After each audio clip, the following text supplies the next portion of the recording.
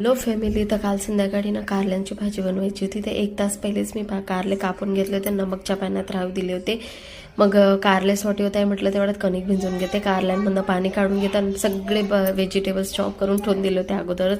आणि ज्या बिया होत्या ना त्या फेकल्या नव्हत्या फॅमिली, त्याच्यामध्ये मी थोडंसं शेंगदाण्याचं कूट टाकून मस्तपैकी बिया फाईन पीस करून घेतलं होतं. हे बघा, दरदरा पेस्ट करून घेतलं होतं. इतक्या छान लागत होत्या ना, विचारू नका तुम्ही. भाजी खूप टेस्टी बनली होती.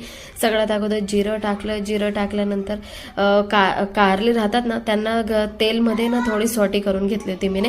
सॉटी झाल्यानंतर त्यांना एका प्लेटमध्ये काढून घेतले होते, कारण इतके छान बनले होते ना, विचारू नका. कारले किसेच गोल्डन ब्राऊन झाले का त्यांना काढले गेले होते. काढल्यानंतर मग त्याच्यामध्ये मीने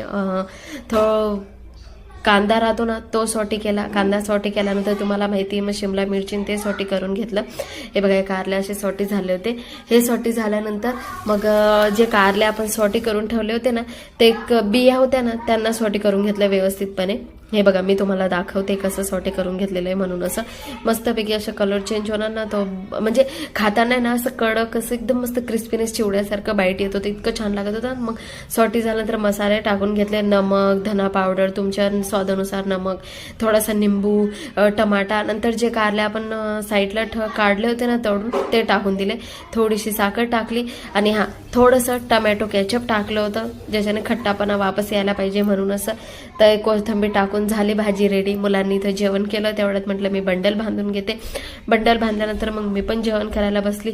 बस असाच होता संध्याकाळचा एक हाऊसवाईफचा रुटीन. व्हिडिओ आवडला असणार तर लाईक सबस्क्राईब करा. तर भेटूया पुढच्या व्लॉगमध्ये. Bye bye.